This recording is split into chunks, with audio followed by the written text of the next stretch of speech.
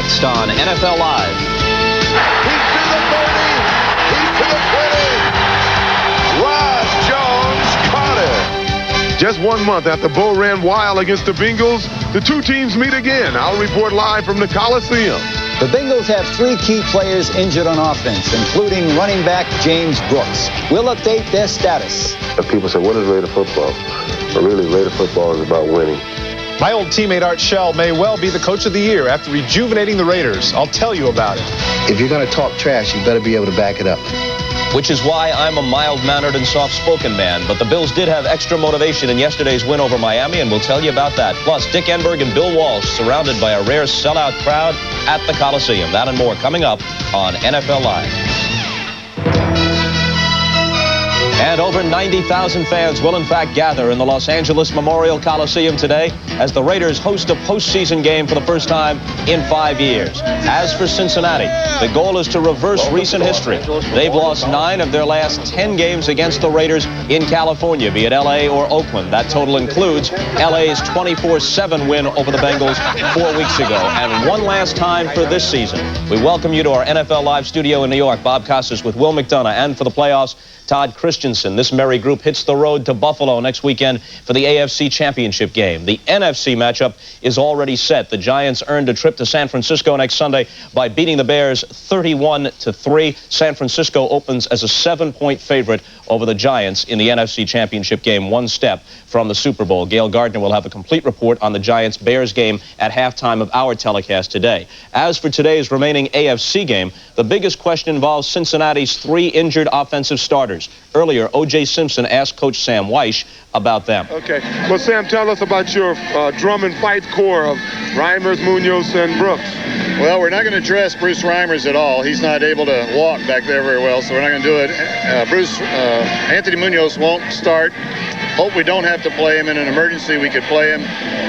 James Brooks won't start, and we're going to put him in the game somewhere, see how he does. If it looks like he can play, then we'll keep going. But if at some point it looks like he can't hold on to the ball or can't block effectively, we'll just take him out. Last week before the game, you commented on the attitude of your team. It was sky high. How's the attitude this week? The attitude is great. We're playing, though, without some of our real guns. So the attitude of the guys that are playing are strong. The guys that are going in are going to play their hearts out. And if we can win this ball game, it'll be one of those stories of young players that just played up to their potential, helped by those veterans around them. So the offensive lineman Reimers out, Brooks and Munoz to play sparingly. Munoz, of course, on the left side, and the strength of the Raider pass rush comes over that side. Let's go live now to O.J. in sunny Southern California. Juice? And that's just what it is, Bob, here. A little different in Buffalo yesterday. The temperature is somewhere around 80 degrees, and the field is cosmetically in great shape. But, you know, they oversodded this field a few weeks ago. There's a lot of sand, and the grass is as high as I've ever seen it. So that should benefit the Raiders' interior line. It slows down that smaller, faster Cincinnati Bengals defensive line. Had a chance to talk with Terry Robisky, the offensive coordinator of the Raiders. Look for them to try to take advantage of Willie Gault against Louis Billups. He had a lot of success against him the last time they played. And look for the Raiders to use a lot of double tight end. What they're trying to do is beat up this smaller Cincinnati defensive line. Back to you, Bob. All right, Juice, we'll be checking back with you later on in the show. Just as O.J. watched his former team advance yesterday in Buffalo, Todd Christensen has a special interest in the team he played for in both Oakland and Los Angeles. There he is, tumbling in with the touchdown catch from Jim Plunkett. Oh, are we on? You're kind of mesmerized by that, were you? Well, a little nostalgic whimsy. You'll have to forgive me for that. It seems like so long ago now. 5 years ago, I happened to play on that team that last playoff game in Los Angeles, and we were then a prohibitive favorite over the New England Patriots, and we laid an egg. I think that the Raiders have to be conscious of the fact that they don't want to be overconfident against the Bengals, despite the fact they have all those injuries. Yeah, the Bengals are completely battered, and Ickey Woods starts in a single-back offense. You think they got any chance? Not much of a chance, Bob. I think the focus now goes on Boomer Esiason, and he doesn't have a running game with him. They're built around a running game. All their gimmicks and gadgets come after play action.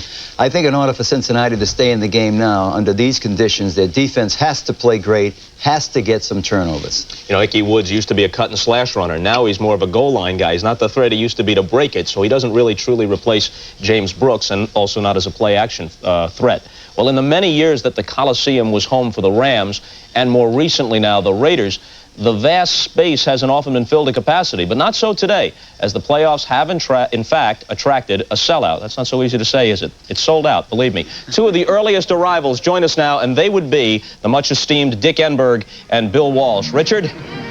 All right, Robert, indeed, it's the 8th time that the Raiders have attracted a crowd of 90,000 or more. This sellout under ideal Southern California conditions. The temperature will reach near 80 degrees. And many of the fans here today, Bill Walsh, will be focused not only on Bo Jackson, but on number 13, Jay Schrader.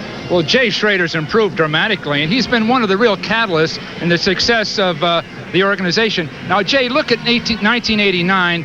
The entire Raider organization was frustrated. He certainly was. But 1990, a complete change in his performances and even his state of mind. When you talk about Super Bowl, you usually are talking about coach and quarterback, Lombardi and Starr and Landry, Staubach, you and Montana, Noel and Bradshaw. But it's Mike White who's with Jay Schrader. Well, Mike joined the staff very, very late.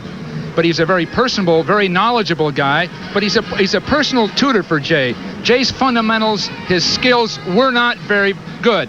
And so they've spent hours on the field during practice, and even before a game, 2 hours before the game, you'll see Jay and Mike appearing to play catch, but in reality, Jay's going through every pass in the game plan, just who he expects to throw to, and timing everything, put everything together. But above all of that, Dick, he's a personal tutor, sort of an alter ego, and Jay really needed that. Now, that was 2 hours before the game. Schrader and White out there playing catch and studying for about a half an hour. You would think you get to this level in NFL quarterback, and you're talking about fundamentals. Well, you know, the veteran players in the NBA, the big men, spend a lot of time in the Pete Newell basketball camp working on their footwork. And the pro quarterback, the NFL quarterback, his mechanics and fundamentals are really the basis of his success. And over the years, many of them lose those fundamentals and wonder why they're having problems. Well, White has Schrader certainly on the right foot this year, and the fans here in Los Angeles are ready to dance with Schrader. They figure that's Los Angeles big today, Bob. All right, Dick and Bill, thanks a lot. As for the Bengals, it's been a season of ups and downs and distractions, including 5 straight road games in October when the Reds had the field for the playoffs and World Series. That stretch was punctuated by Sam Weich's run-in with the commissioner over women in the locker room. But last week's domination of Houston continued a late-season winning streak for the improbable champions of the Central, who earned yet another road trip to the West Coast. You went out to L.A. once. I mean, you spent a week out there, and you played real well against the Rams. What are the plans? Are you going to practice here or go out west? We're going to stay at your house Thursday and Friday night, and then we're going to go on and play the game. But when the Bengals stayed in Cincinnati all week, Boomer Esiason seized the opportunity to ridicule his team's frugal reputation. Boomer assured me that was all done tongue-in-cheek and that we are taking, you know, it's a prop plane, but we are taking it. They think they're going to come in here and somehow win this game. I think they just should come out here on a tour trip because that's the only benefit they're going to get out here. For a guy like Townsend to say something like that that's a little bit stupid in my part, I would say, because you never know what's going to happen. And if you lose the ball game, then what are you going to do? Are you going to be watching the sights and the scenes in Cincinnati? I think the movie stars are all involved in this thing, too, you know. I think, I wouldn't be surprised if Al Davis pays a few of these people, go there and sign some autographs and get them all excited about being here. Well, if movie stars are in fact involved in the Raider game plan, it's probably news to Raider coach Art Shell. He's brought his team back to the playoffs with the same style of leadership that marked his playing days. Todd Christensen tells us about his former teammate when NFL Live continues. NFL Live is brought to you by... Uniforms must bring a smile to Bo Jackson's face. Bo has played 2 games in his career against the Bengals, and he's excelled in both, including runs of 88 and 92 yards. He's just one of many Raiders who are thriving under head coach Art Shell. Todd, how surprised are you by Shell's success? Well, Bob, to a certain extent, I am surprised because essentially this is the same team that was 8-8 in 1989. The big difference has been that coach. Do you remember that old E.F. Hutton commercial? You know, when he talks, people listen. The Los Angeles Raiders have just such a presence in their head coach, a man who commands and earns respect because he's been there. Introducing the champions of the American Conference, the Oakland Raiders. Left tackle, also 4-time All-Pro, number 78, Art Shell. I've always wanted to be a coach. When I was in high school, I respected my high school coaches so much, and I admired the things that they did with us as players, and so I wanted to go to college, get an education, and come back and be a high school coach, just like my high school coach. And John Madden said to me one day, he said, you know, I think you could be a hell of a coach in this league one time. And I said, he thinks that of me? I said, It's like a light went off. So I approached Mr. Davis and I said, Mr. Davis, when I'm finished playing, I'd like to, at some time, you know, stay in the organization as a coach or a scout or whatever. And he said, when the time comes, we'll talk about it. But for right now, just do good. And the time came, and he made it available to me. I felt that this football team, at this particular time, as we get ready to finish the 80s and go into the 90s, needed a sense of direction that was Raider football. And there's no one better than Art Shell. First and foremost, I'm a Raider. I wanted to show Mr. Davis that he did not make a bad decision, that I am the guy, I'm going to get it done for him with everything I got. For Art Shell, individual awards like Coach of the Year are secondary to the success of the team. I've received a lot of awards throughout my career as a player. You know, the Pro Bowl, and the ultimate of all was to be named to the Hall of Fame, and you know, played in the Super Bowl. So all those things are great, but they all come about because of one reason: your teammates. And right now, everything that I get, personal-wise, is because of my players. Coach Shell has given us a new lease on the whole situation as far as the way he sees things in the old Raider tradition. Art Shell has just been an overall big calming factor, plus a big confidence booster. He has got so much confidence in himself as a human being. He's just instilled that amongst everybody that plays football for him. When Art took over, it kind of revived all the football players to the point that everybody started believing and having confidence in themselves. And on a personal note, by me being a black man and him being a black man, is just something that is a memento of something I can always tell my kids. I was coached by a black coach during my latter years in professional football. I tried to instill in these players the same things that were instilled in me when I came here. The Raiders of old are back and are playing a brand of football that is an extension of their coach, and have surrounded themselves with that certain mystique known to the men who wear the silver and black. That mystique is something that we have here, and nobody else has to know what it is. But mainly it's all about winning, and it's how you go about winning. It is treating these guys like men.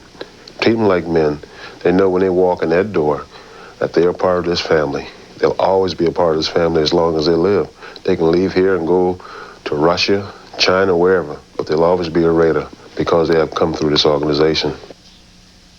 If ever there was a man meant for a position, if ever there was anyone that bled silver and black, it is Art Shell as head coach of the Los Angeles Raiders. Well, the results this year certainly support him. Coming up, we'll tell you about some extra incentive the Bills used in yesterday's win over Miami. Meanwhile, Boomer Esiason and the Bengals plan their assault on the Raiders' commitment to excellence. We're back after this. Out at the LA Coliseum, just about entirely in place. The Bengals and the Raiders kick off about 15 minutes away. And motivation, as you know, is seldom lacking in the playoffs, but the Dolphins apparently supplied a little extra incentive without knowing it for Buffalo prior to yesterday's game. I want to tell you what gave us an extra incentive and inspired us to go out even more so than the fact that we just wanted to go out and play. It was the fact that we got a tape of an interview that a couple of guys did in Miami. I guess they expected that we wouldn't get the tape, and we got it, and it really fired us up. If we establish a running game and we run at Bruce Smith, I think we'll take him out of the game more than we did up there. And we have to run at Cornelius Bennett, too, because he's a little soft on the running play. So if we go at the star players that they have, I think we'll have a lot of success. Whoa, now you're saying Cornelius Bennett, an all-pro, can be had here. And that's what really pissed us off and inspired us to play. I mean, every time we play this team, they provoke us.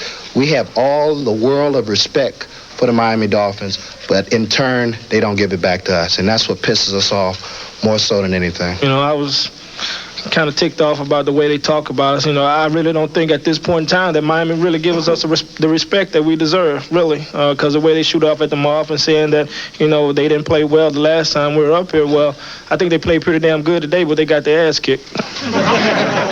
Apparently, the NBC censors have been given Sundays off. We just got word that President Bush is going to address the nation on the situation in the Persian Gulf. What we're going to do is run some commercials here. When we come back, we'll turn it over to NBC News, and then they'll go from there to the Coliseum for the kickoff. Don't I know you? Nice shoes. Yo, change anyone? Are you sure we haven't met before? Now, where's that Tour de France thing? Nice shoes. I knew I should have taken the right turn at Albuquerque. Have you ever been to L.A.? Oh, don't surf. That's what you think, dudes. Might you all join me in a spot of tea? Where'd you play your college ball? What is he doing here? I thought this was another Bono's commercial. Has anyone seen Bo's ball? I know, Kansas City. Nice shoes. Nice shoes. You ever play with Bo Diddley?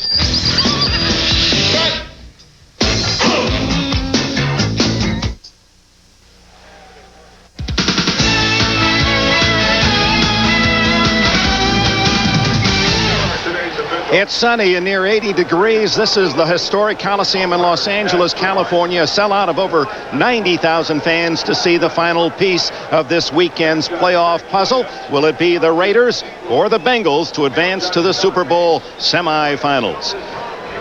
Welcome to Los Angeles, Dick Enberg, with Bill Walsh as the Raiders, a touchdown favorite, meet the Bengals, the champions of the Central Division. Now, the history of this weekend shows home teams all won, and all won by sizable margins, 10 points or more. We know it'll be the Giants in San Francisco, and Buffalo awaits the winner of this one today. And Sam Weish is working with less cards than is his opponent, Art Shell. And no better is that symbolized by Kirk Scrafford, number 76. He is a rookie free agent playing his first game as a starter for the Cincinnati Bengals. We talked to him yesterday, wide-eyed, nervous. He replaces All-Pro Anthony Munoz at tackle in a banged-up offensive line. And for most of this day, he'll play against Greg Townsend, number 93, the experienced, tough sack master of the Raiders on his way to the Pro Bowl. And that is one of the many reasons why the Raiders are favored, and the Bengals will have to come up with some of Weich's magic in order to pull off an upset today. The Bengals won the toss, will receive. Jeff Jaeger to kick it off. Stanford Jennings, number 36, and 42, Eric Ball are deep for Cincinnati. We're underway on an 80-degree clear sky day in Los Angeles, and Jaeger booms it to Ball, and the touchback at the 20. Norman Boomer Esiason, the quarterback of the Bengals. Their hopes for an upset win rest on his left arm. There's Scrafford and Moyer in the rebuild offensive line. Kuzerski, he's banged up at center. Jeton and Walter on the right side. The backfield, Ickey Woods will start today. McGee and Eddie Brown, two excellent wide receivers. Jim Riggs, the tight end, along with Rodney Holman, with using only one back to start. And that sugar huddle or no huddle employed by the Bengals. Look for a pass on the first play of the game. And that's what Greg Townsend was looking for as he beats Scrafford and registers the sack. Sam Weich wanted to start the game, open it right up, and he just couldn't get the ball off. It's that simple. Now you'll see the offensive tackle here in the pass rush that's going to get there, and this is a most difficult job for a young guy in his first play. He opens up too wide and leaves that hole inside. But again, Howie Long, as you'd expect, starts it all off. A loss of 13 on the first play, and here's Ickey Woods slamming across the 15 for short yardage, smothered by Tom Benson and company. Eddie Anderson up from safety to get his shoulder on the ball carrier. For the Raiders, that front four may be as good as any in the NFL, and it means they don't have to use a lot of linebacker blitzes because Long, Golick, Davis, and Townsend apply so much pressure themselves. It's Robinson, Ellison, and Benson, the backers. McDaniel, underrated, outstanding at one corner. Washington has a hamstring at the other. Harden and Anderson, two tough safeties. The Bengals feel if they can attack anywhere, it's at those two safeties who react to the run so quickly. flag down on 3rd and 14. Well, this is just what Sam Weiss didn't want. 73 offense. Third down. Can Moyer move prematurely? Now, Moyer is another free agent at left guard who has played every position, but not, you see him lift his hand, not many of those positions well. He's a good journeyman, free agent lineman, but now he's up against, as Dick has just mentioned, 4 of the best defensive linemen in the game. Sam didn't want this. He didn't want to get backed up, but didn't want to get in a position where those Raiders could tee off. Not many good plays in this situation as Boomer throwing from his 3-yard line. Down he goes as Howie Long smothers him at the 2.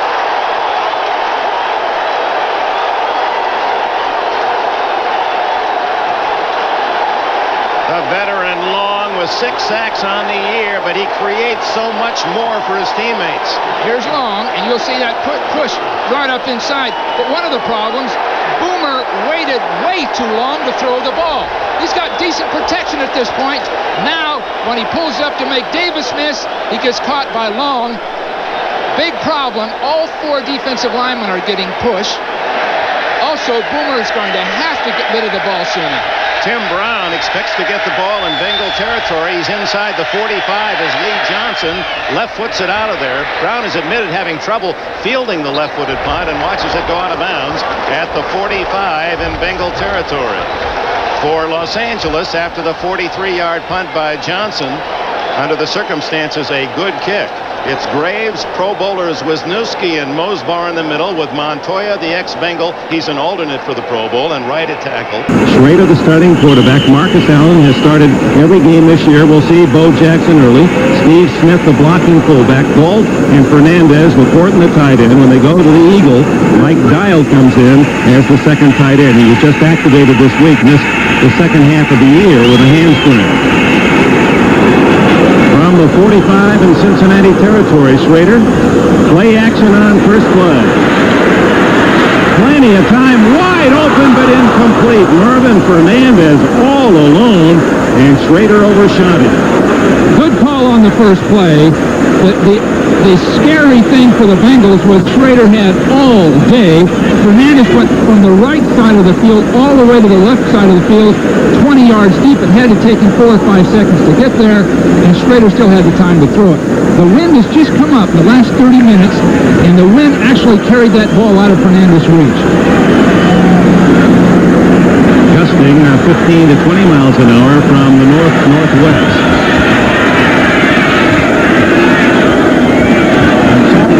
The give is to the fullback, Steve Smith, former Penn State star, bowls to the 40, and the ball is twisted away after the whistle.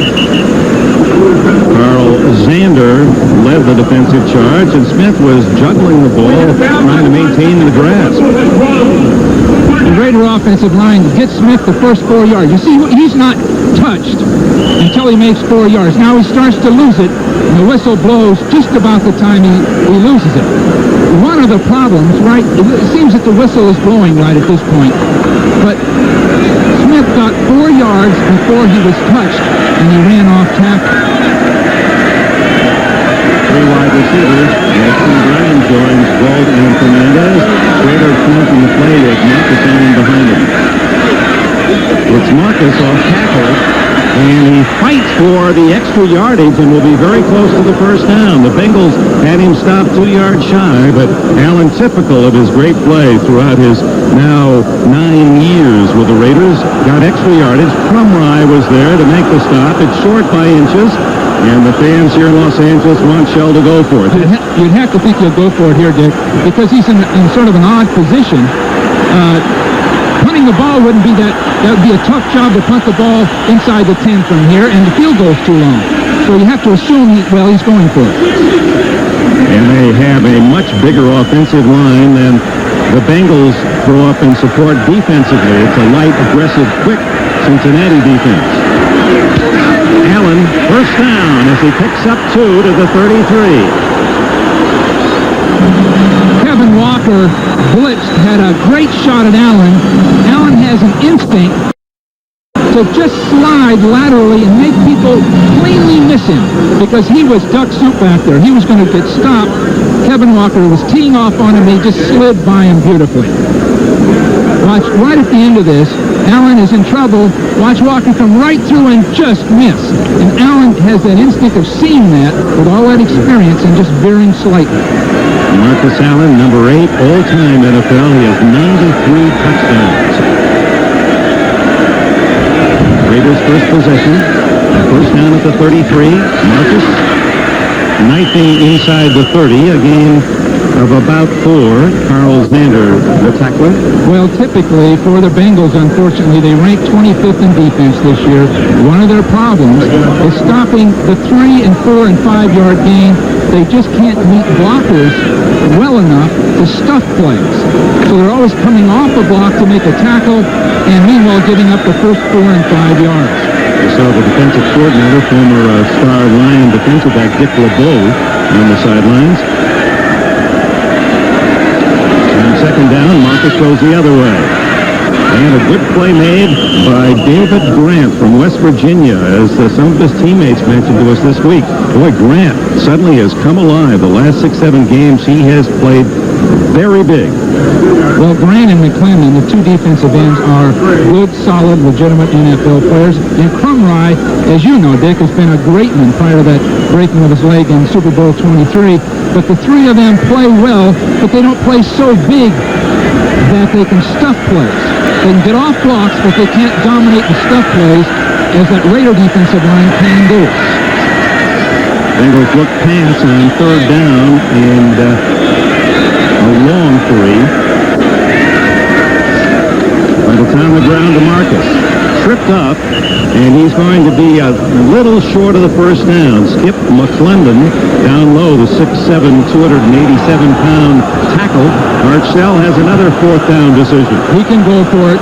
He can make it because the Bengals have not stopped the play at the line of scrimmage yet. They have not stuffed a ball carrier, so they can make it if they choose.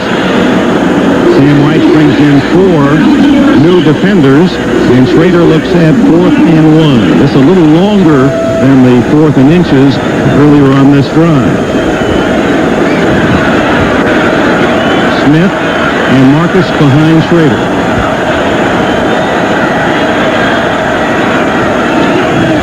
Schrader, play action. Incomplete. Solomon Wilcox with a fine play, number 41, diving in front of Ethan Horton, and the Bengals celebrate as they hold. Raiders were a little bit greedy. A play fake to the inside.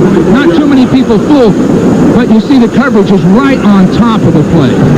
So the Raiders do not take the 41-yard field goal shot. Well, it's unbelievable. What a great thing for the city of Los Angeles. Esiason having trouble initially, and then throws the long out for really no gain as it's completed on the far side lines to Tim McGee.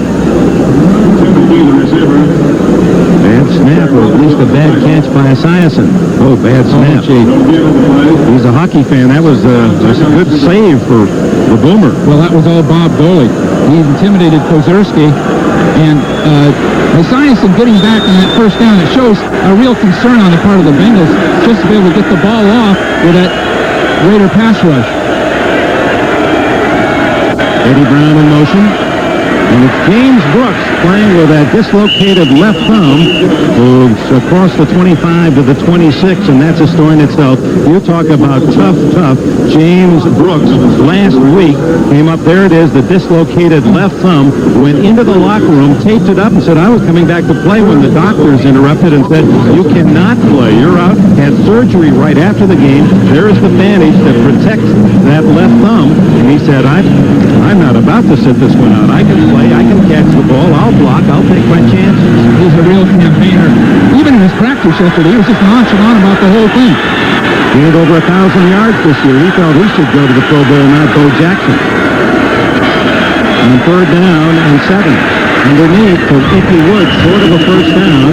At the 31-yard line, he's shy a couple of a first down. Well, Tex Bradford did his job that time. He did a fine job of pass protecting from the left tackle spot, and he stayed with his man. I think he learned something on the first play. He's got an excellent guy in front of him, but he used his feet. He does have quick feet, but he's only 257 pounds, and that time Scott Davis at about 280 thought he could just steamroll him. Lee Johnson to punt. Tim Brown at the other end. A dying spiral at the 22. 30. Picked up at the 39-yard line by Carl Zander. The Raiders not in as good a position as their previous possession. No score in the first. At the 39-yard line, biggest crowd of the NFL year here at the Coliseum for this playoff that features the Central Division champion Bengals and the champions of the West, the LA Raiders. The New York Giants beat the Bears 31-3 earlier today to advance to their semifinal meeting with the 49ers next Sunday. The winner of this game goes on to Buffalo next Sunday. Bo Jackson incomplete as Schrader fires to Willie Gauld, and he is toppled by Lewis Billups. Bo Jackson lined it up as a wingback that time and released straight down the field. I believe the thought was that the Bengals would be so preoccupied that they could throw just a little quick pass. Here will be Bo, and he'll release straight down the field. Then they want to throw a quick hitch pass, but it's so tightly covered, there just isn't anything there. Very well done, and thrown late also. Now, Schrader's had much improvement. But he starts slowly today, 0 for 3 as he did against the Chargers in the season finale. Here's Bo's first carry.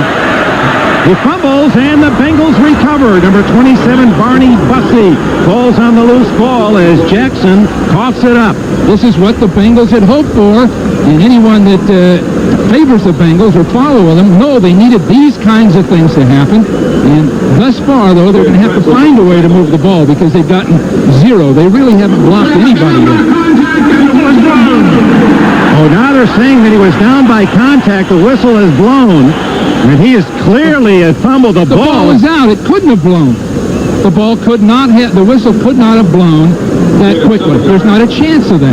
You know, Sam White said there's only one referee that worried me this season long, and I wasn't happy with it. He said, you know, it's interesting. He's the man who was assigned. There's not a chance that whistle had blown.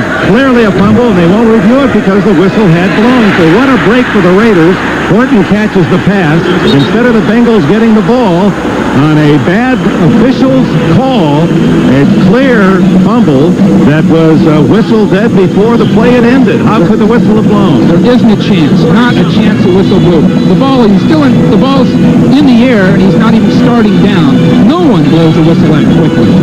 Even the high school, the Pop Warner official doesn't do that. Fans up in Seattle say, boy, the Raiders have had good officials luck all season long. It was a critical call up there in the Kingdome that may have cost the Seahawks a game. Those fans will well remember. It's first down now after Cincinnati 47. Play action. Schrader hit from behind, and down he goes. David Grant, number 98, was in on the quarterback and drops him back at the Raider 48. The Bengals are giving us a number of fronts, different kinds of fronts, that really give problems. Now look at the outside people here coming hard, and inside the pass protection will hold up long enough, but the problem is Jay is taking too long to throw the ball. It's that simple. So they're going to have to be much more conservative in their pass protection scheme. That's twice now that Schrader has been chased around or sacked. Give us to Bo Jackson, so instead of a pass on second and long, they go to the run, and David Grant there again, the 278-pounder from West Virginia, and their top rookie linebacker, 50, James Francis, in on the play as well. Grant's going to chase the ball from behind and catch it as these guards pull. This is the kind of thing where you need a better seal block by Rory Graves on the backside. You see Grant come right down the line of scrimmage. Now that's the job of Rory Graves, the left tackle, to get underneath Grant and get his legs out from under him. The Bengals are playing quick and they're aggressive. Quick and aggressive. The Raiders just aren't ready for this. On 3rd and 15, Schrader gets out of the trap and then is tripped up from behind at the 44-yard line. Skip McClendon, number 72.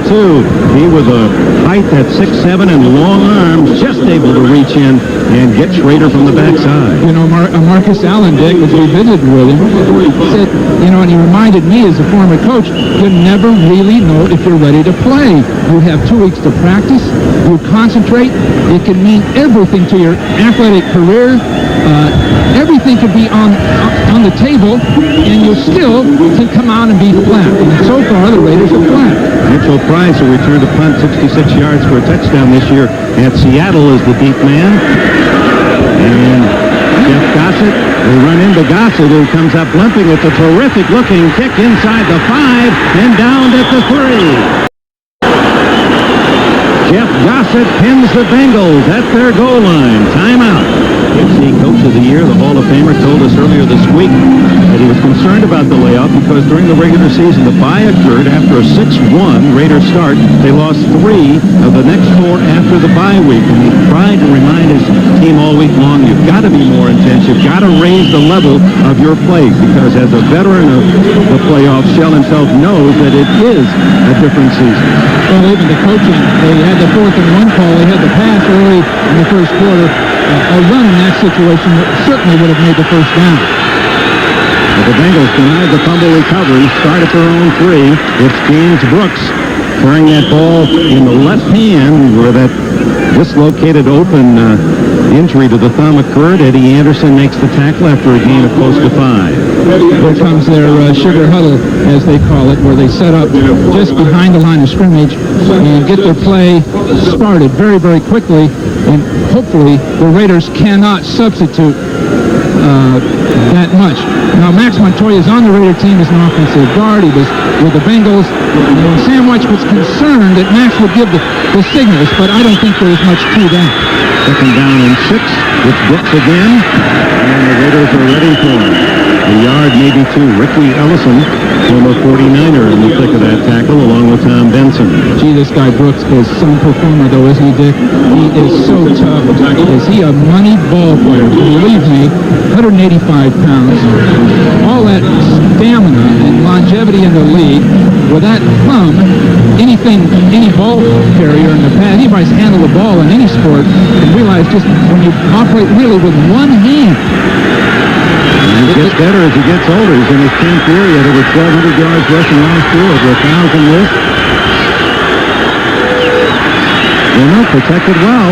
Has a man, Brooks, and he's got it. First down at the 31-yard line.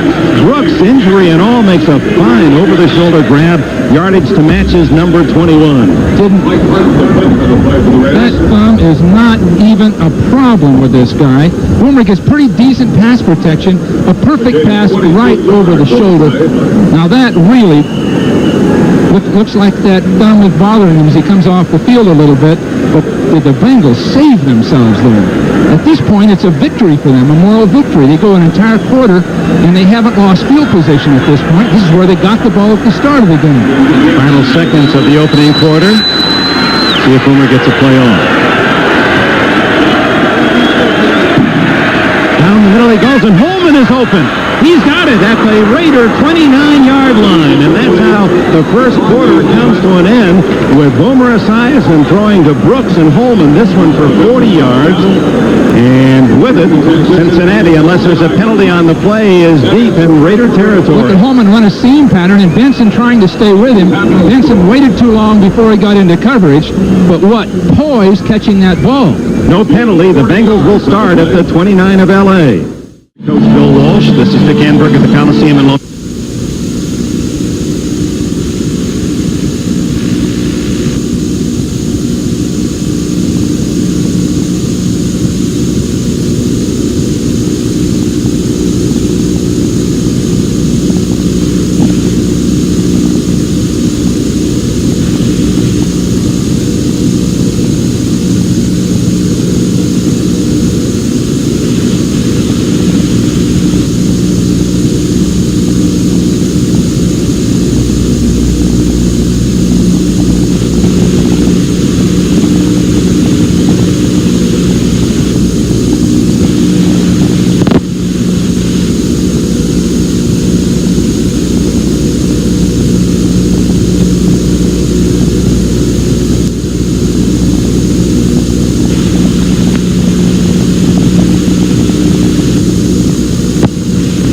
Don't speak to Michelle.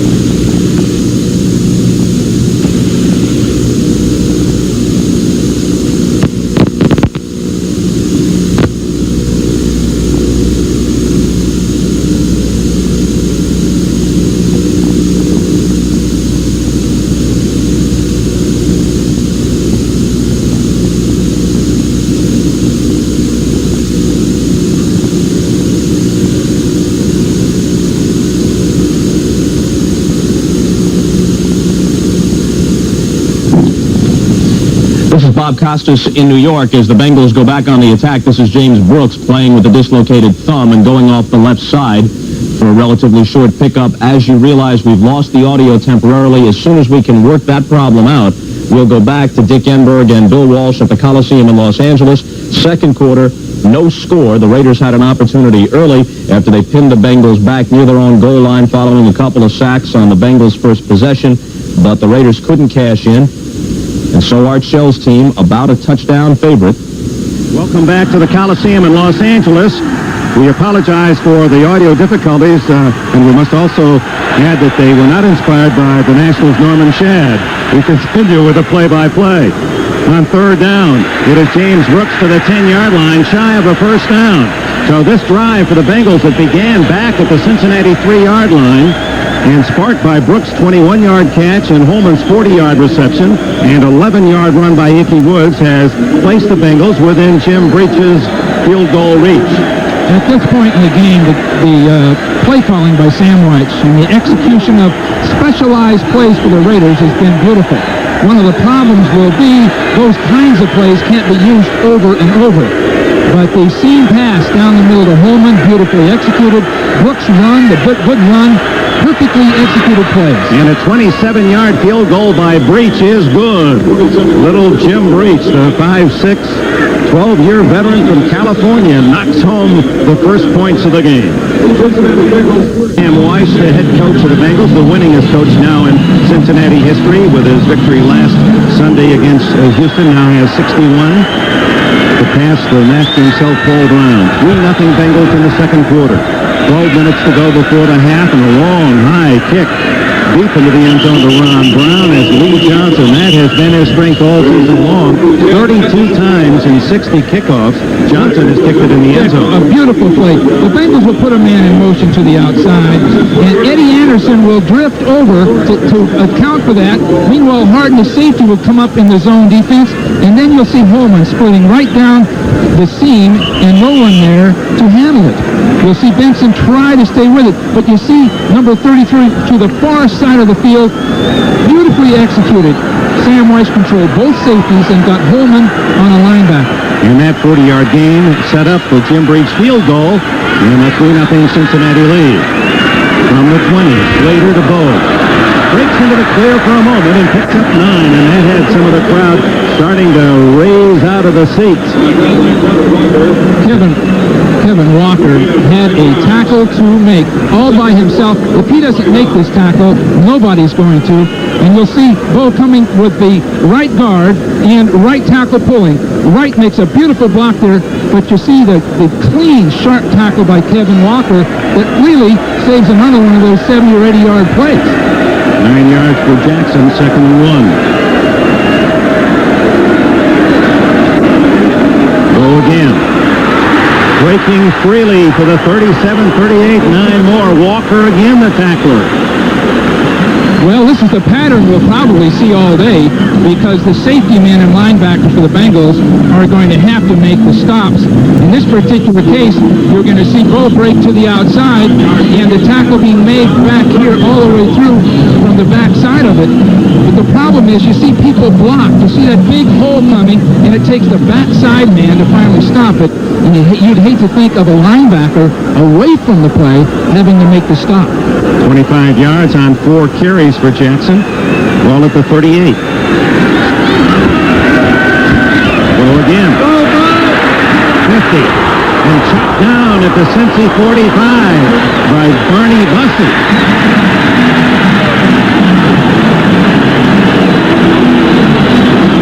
What can you say? Now this is where the Raiders can start taking people apart. Watch this man's block as he comes through the line.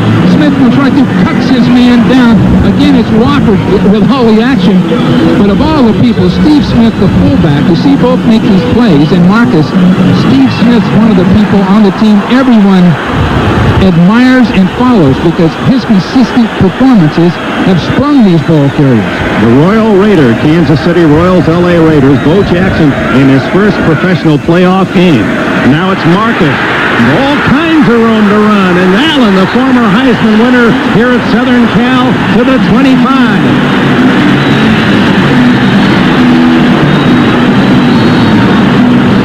Goes 18, Bill, and now Allen answers with a 19-yard run. Well, it indicates very obviously that the blocking is there for either guy.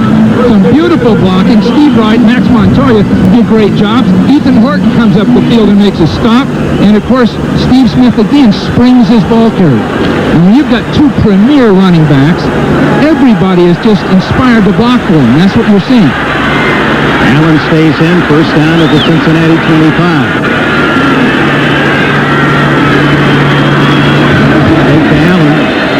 Raider lots of time. Caught at the 14-yard line by Mervyn Fernandez. A great sequence for the Raiders if they can get into the end zone. Beautiful block runs. Now here's Fernandez. He's going to cross all the way to the other side of the field. And Phillips isn't quite able to stay with him. Meanwhile, there's been a play fake that's held the linebacker. So beautifully executed.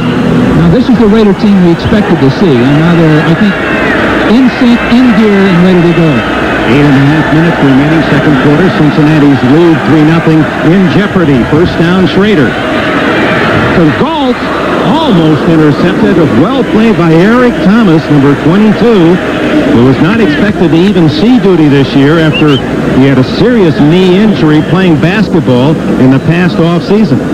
Thomas is in beautiful position inside, and you'll see him reach right through for the ball. Beautifully done. He just cut Gall off from getting underneath him. Now watch this. Is he fired up? He knows that every one of those plays, Dick, is an accomplishment, let alone a winning game, but just to stop Galt in a situation like that. Seventh play of this drive that started back at the Raider 20. Second down and 10. Raider changing his play. And the toss to Marcus.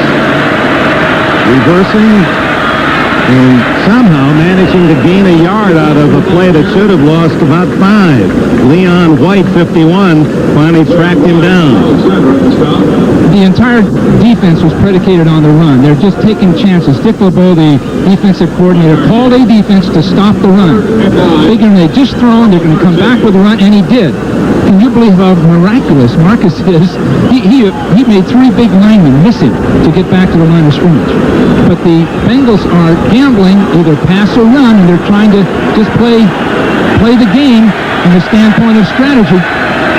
They're playing for a pass right here. In ground, the motion man. Raider guns for Fernandez. Touchdown!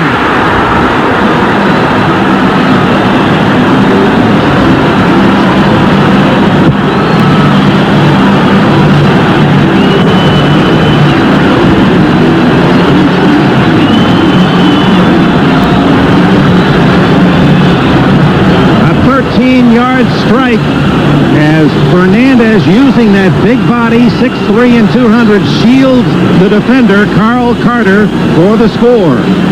Again, he's going to try to get inside a defender and cross just over the goal line.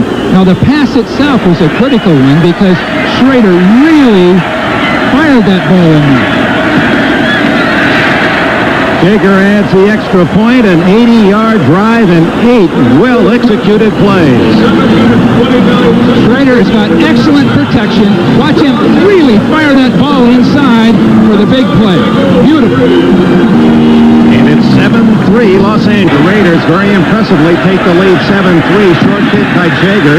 It goes to Eric Ball, the former UCLA Bruin, and he's to the 27-yard line. Let's go back to the touchdown. Schrader to Fernandez. Now, this is why Fernandez is considered one of the great wide receivers. He's going to be double covered and make a move and beat both safety and corner, getting underneath Carter as he does it. He had two people bracketing him, and he beat both of them. And, of course, the throw was perfect, and Schrader had all the time he wants. That, Dick, was the best drive I've seen the Raiders make all year. Beautifully executed, mixing run and pass. Now the Bengals trailing 7-3, midpoint of the second period. Gomer trying to get the attention of Ball to move him over. Finally, Eric Ball hears him. Gomer, double pump to Eddie Brown, incomplete, out of bounds. And Boomer has his first incomplete pass, now 4 for 5 after he was sacked twice in the Bengals' first possession.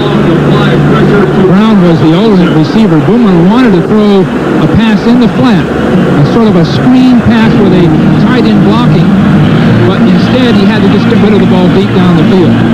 James Brooks, a couple of big plays in this game, but that left thumb may be bothering him. We'll see if he returns.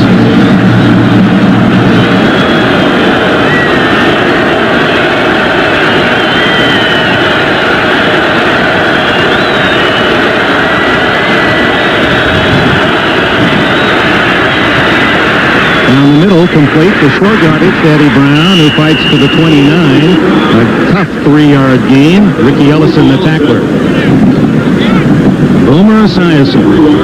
He did tell us that he felt this team was playing better now than at the same time in their 88 Super Bowl year. Well, in a sense, it could be just sort of a hollow bravado because that other team is stronger than this one, primarily because of the injuries.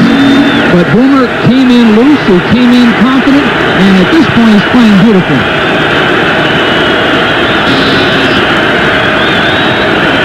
Third down, a short 7. Incomplete and almost ricocheting to Eddie Anderson, number 33, as Tom Benson made the defensive play. Ullman the target. So far, the problem has not been Kick Stratford at left tackle because he's been blocking Scott Davis very effectively as a pass protector. Doing very, very well. The problem right now is downfield. But you'll see Holman cutting down Townsend and then getting up as an outlet receiver. So the scheme is excellent by the Bengals. It's just a matter of firepower. Well, Tom Benson did a great job of reading that play. Lou Johnson hits a beautiful spiral, driving Brown back to the 10-yard line. And Brown doing a good job of weaving between three Bengals to the 25. A 15-yard return. Timeout with 6:10 left in the half. Johnson, his long left leg, producing a 64-yarder that last punt. He had the two longest punts of this NFL season, 70 yards. An 18-yard official return by Tim Brown, and Schrader sets up camp for the Raiders at the 25. Leading 7-3, the toss to Marcus Allen. And a gain of almost 4. Barney Bussey up from the safety spot to make the hit. For the viewer to watch, as you see the Raiders run the ball, note that the defensive linemen of the Bengals are getting pushed around and knocked back sideways. There are all kind of holes that are quickly filled. Look, no huddle by Schrader and the Raiders. A little turnabout is fair play against the Bengals.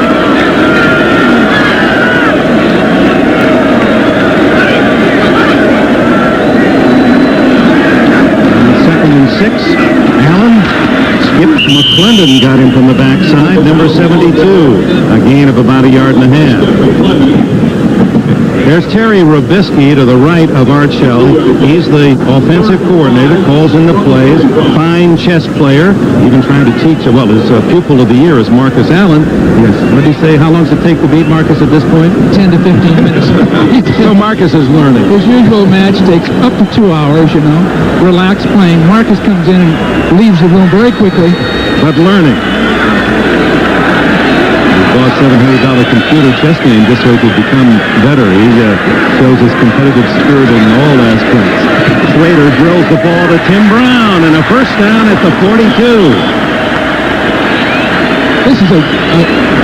This isn't overstated, but both teams are executing right up to their max potential. The Bengals playing well. Now watch Brown make a nice out move, and the ball is the critical factor here because Thomas really couldn't cover that quick out, but the throw was right on the money. Both teams are playing right up to their potential at this point in the game.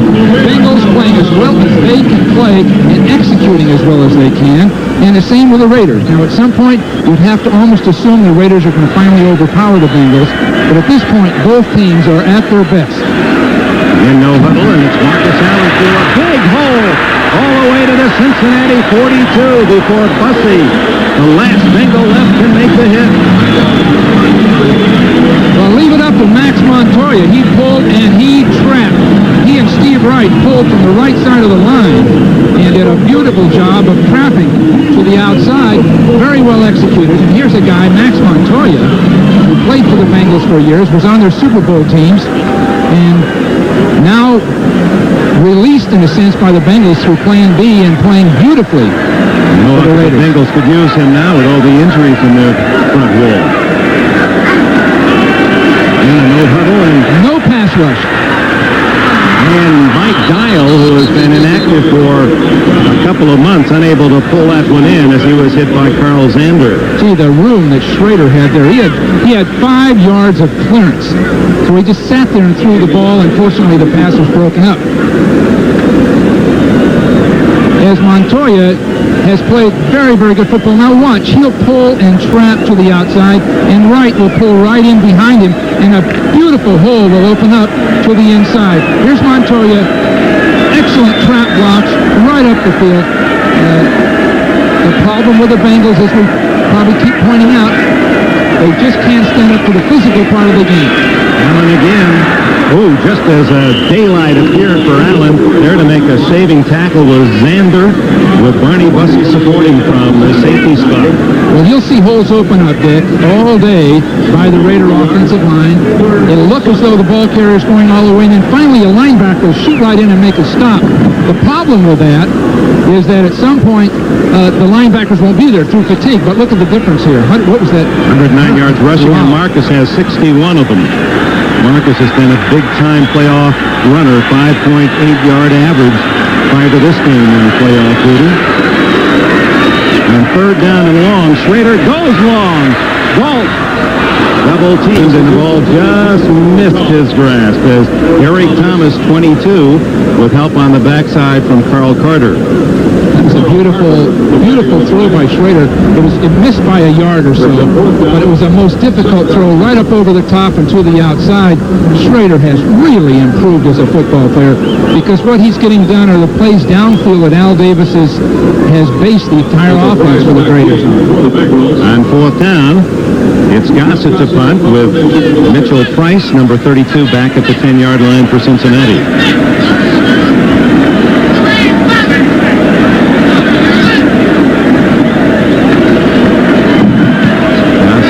Angling for the far sidelines, and it's a decent kick that'll be spotted at about the 12-yard line. Timeout with 2:29 remaining for Al Davis. Cincinnati trails 7-3, 2:29 left, first down. Esiason at the Bengal 13. Mickey Woods to the 31-yard line. So Woods finds a good hole off that left side as Sprafford and Moyer, Kozerski do a fine job. 19-yard gain. Now that is confidence going in behind those two free agent left guard and left tackle, do a nice job of sustaining their blocks. Now the one thing about this Sprafford, he is quick, he's got good feet. He doesn't have the bulk, but he can move and sustain a block. And you see Anthony Munoz there, number 78, rooting for his replacement. 2-minute timeout. We saw something that you'd never expect. Ken Moyer is blocking Davis very, very well. You'll see Sprafford come off and make a block, and A nice block here, but then the ball will break up the field. Now, 2 free agents that have not...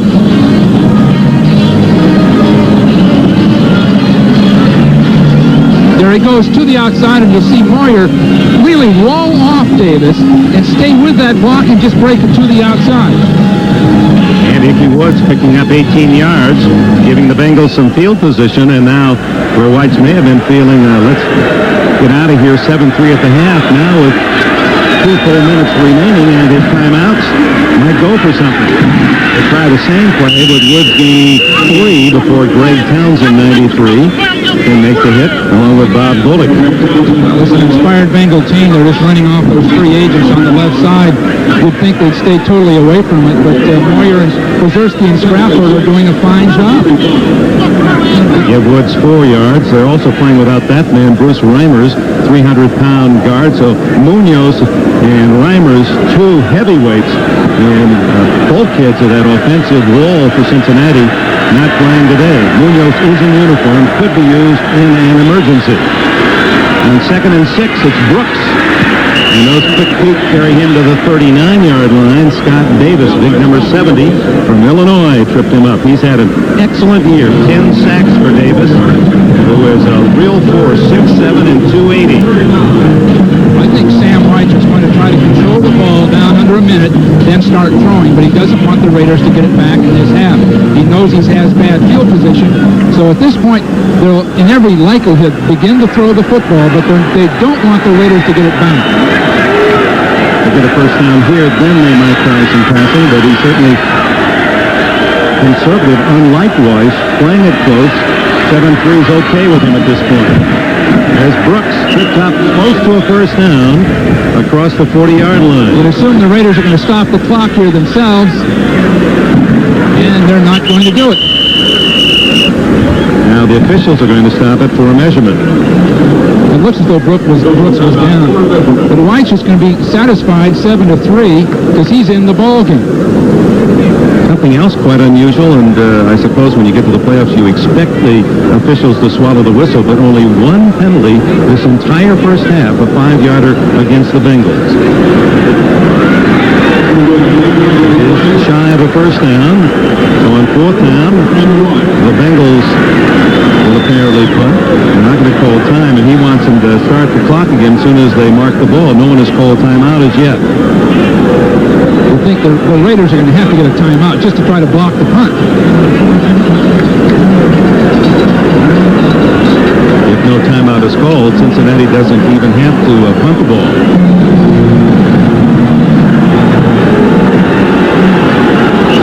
Now they mark it, and the clock begins.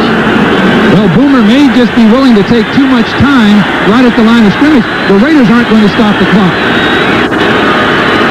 They don't have to run a play, and this is all theater now. Boomer center stage. Play clock on the left, so you see he does not have to run a play and will not. So Dick, that's surprising that the tactics wouldn't be a little better than that. Why not try to block the punt? Why not try to get Brown on a big return? Obviously, Sam White had worked just the way he had planned. He leaves the field at halftime, an underdog, but very much in the game. 7-3 Raiders. Blue skies and unlikely January weather greeting Cincinnati. And now with the news, the flu has also struck Cincinnati. Certainly has been an unkind week with injuries and illness, and now having to play away from home against a tough Raider team. And Bill, there was still a couple of might-have-beens in that first half, and one involved the Raiders early when they had great field position and 4th and inches. Well, they'd gone for it on 4th and inches earlier and made it. They had another chance. They couldn't have been stopped because they were dominating the line of scrimmage. Instead, they try a play pass. Not a very good one. No fake really at all. And Schrader attempts to make a play, and the safety man is right over there to stop it. So they cost themselves just being a little bit too greedy early. Now, you see the release by Horton up the field, and we have people all over the play. The fake itself didn't affect the play, and really it wasn't a very good call. Had Archell gone for a field goal, it would have been a 40-yard try. So the forsaking of the field goal, they try for the touchdown, don't get the first down on that play. And then there was a play for Cincinnati that might have been when Bo Jackson fumbled, an apparent fumble, one of those inadvertent whistles here. You J.C. Jackson clearly not down when he loses the ball. The whistle could not have blown by then. It could not have, unless the official blew it before he was hit. And so that, in a sense, was an erroneous call that cost an underdog team like the Bengals a real opportunity. The ball would have been at the Raider 47-yard line, and you can see in the faces of some of the Bengals, Brooks included, that they are down physically because of that flu epidemic that suddenly has struck the team. And that includes Boomer Esiason, we understand. So Sam White, hoping that he can maneuver players, keep enough of them rested so that in the fourth quarter his team would be close enough to the Raiders to perhaps pull off what would have to be regarded under the circumstances as a very large upset. But the Raiders, with a 7-3 lead, will get the ball to open this second half. And that one very impressive drive that led to the touchdown, Art Shell's team using the runs of Jackson and Allen, and then the touchdown pass to Fernandez. Interesting here in perfect weather conditions, 10 points scored in the first half. They had 44 points scored in the first half in the ice and snow of Buffalo yesterday, when it was 27-17 Buffalo over the Dolphins at the intermission. So how do you figure?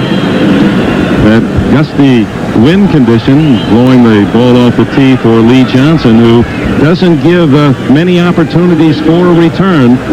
One of the strongest legs of any kickoff artist in the NFL. It seems that this wind doesn't swirl in the Coliseum, maybe because it's so large. It just simply goes from our left to right as you look at this, and it's about 12, 15 miles an hour down on the field. So whoever has that wind has a distinct advantage. Again, just as Johnson approaching the ball, the wind blows it over. Now we understand that the winds have been measured at least somewhere in the stadium, 25 to 30 miles an hour, and that accounts for some very long punts going left to right. Lynn James, rookie wide receiver now, will be employed as a holder so we can get the second half started with the Raiders leading on a touchdown pass. Schrader to Fernandez that capped an 80-yard drive and breaches field goal, the only Bengals score. This one will be returnable. Ron Brown, the former Olympic sprinter and former Ram, is pinned in on the sidelines at about the 24-yard line. Carl Carter made the tackle.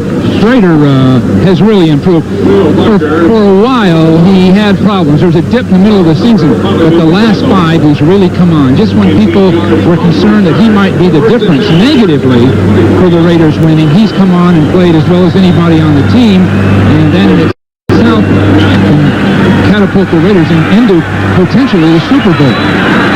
4 for 10 in the first half. 1 touchdown throw. He starts from the 23. Marcus Allen is the second. Come out throwing the quick toss to Fernandez, thrown behind him as they work on cornerback Eric Thomas. Going back to Schrader, Bill, remember in November where Schrader went 0 for 4, did not throw a touchdown in 4 games the entire month. And we talked to Art Shell when they played in Denver, and we asked about Schrader in the call. Are you going to use someone else? And will Berline ever be in uniform? Remember how his eyes looked at us and how he really got his all-pro angry face out. The first time we'd seen it said, Schrader is my quarterback. He is my quarterback, and the team just continued to function. And fortunately, in a sense, they didn't have to have him playing great football because a lot of other people were. Bo Jackson has some room. One man to beat, and from behind, Kevin Walker saves another touchdown.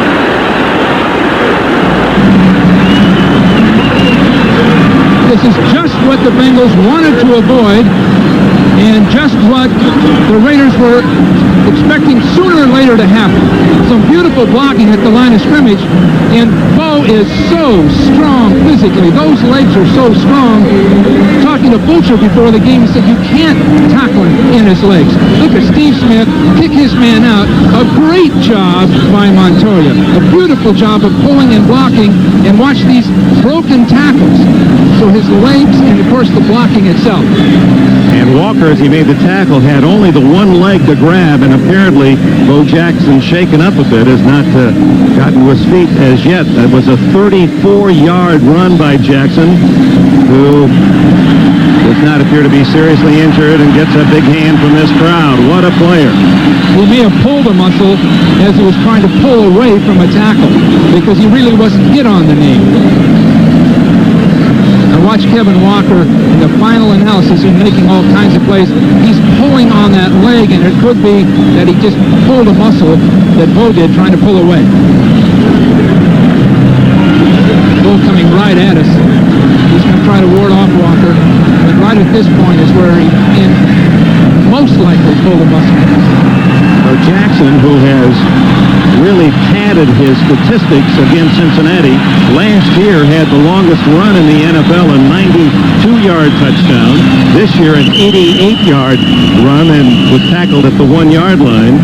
And he gets a big 34-yarder here on the opening series of the second half. Now the question will be, will Bo return this week, though? Jay Simpson will try to do some eavesdropping, and we'll get a report. Well, fortunately, you have an all-pro in Marcus Allen. Takes his place from the 43 of Cincinnati. Over the middle, wide open is Allen. Breaks some tackles. And finally stumbles down inside the 20. Marcus lined up as a wide receiver, forcing safety coverage. He'll run a slant pattern to the inside. Now, we've seen Bo do this as a wide receiver. This is the first time that he's had Marcus outside, and Bussey, who's not an excellent coverage man, tried to hang there with him. Look at Marcus' great instincts in making people miss and getting every inch that's possible out of every time he has the ball. The work on Bo Jackson, it does appear to be the cramp or a muscle pull. That was a 25-yard reception and run for Allen to the 19 at Cincinnati. 7-3 Raiders as they drive for more to open the second half. Whoops, looked like motion on that one, and Schrader throws to Allen. It's intercepted. This could be a live play, and then a fumble recovered by Cincinnati. Fulcher intercepted the pass, fumbled, but it was recovered by a teammate. I believe Carl Zander or Eric Thomas got it. And the flag down will be against the Raiders. It looks as though the ball was snapped late. It looked as though Schrader expected it earlier, and all kinds of people started moving. But then it looked as though people let up. First down. Like the Raiders let up all over the field. Now you'll see Schrader start to pull away, and the ball hasn't been snapped. And now the interception by the all-pro safety man, number 33, David Fulcher. There he is, bottom of your screen. The ball just bounces to him. Fulcher in the right place at the right time. Eric Thomas was the man in the coverage. And Fulcher fumbles, and it was recovered. Well, these are the kinds of things the Bengals have hoped for to stay in the game. These kind of misfired plays. And so the Bengals dodge a mighty big bullet. It appeared that the Raiders were driving for an apparent score. And here's Allen as Thomas knocks it free, goes to Fulcher.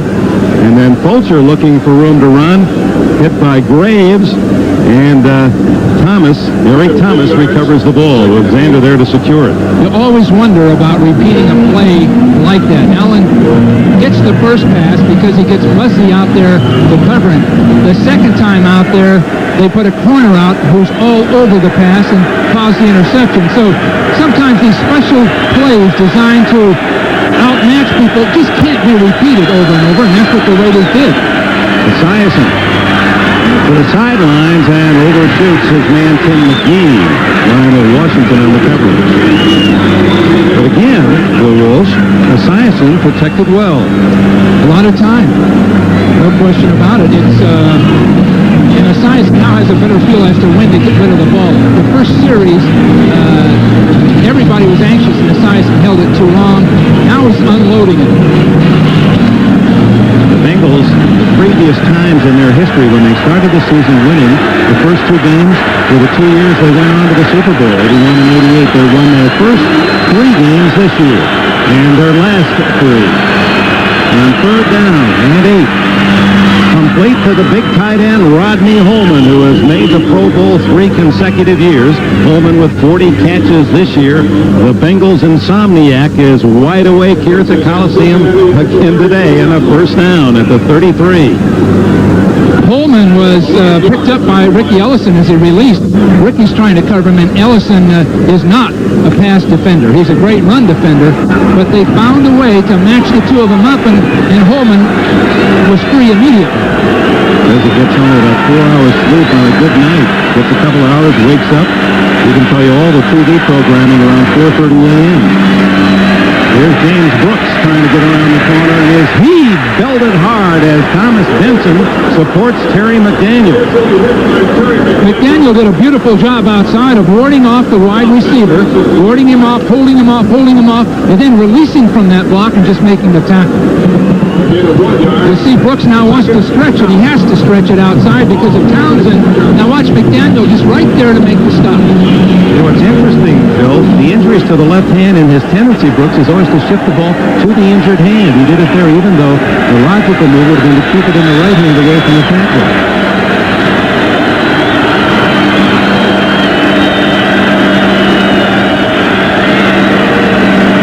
Play action by Boomer.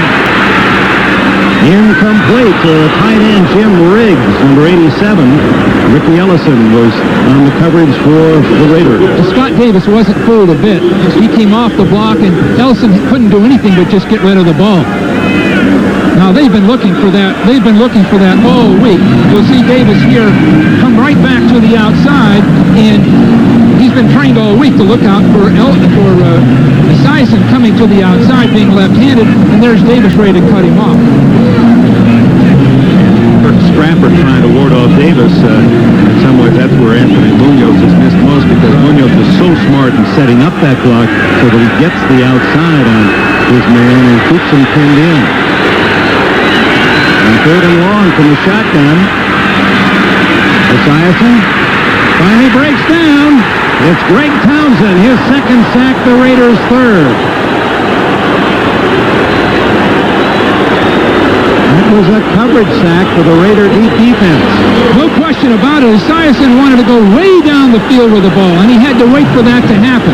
So you see Townsend really blocked by two people, Holman staying with him all the way, and then Esiason really brought himself down.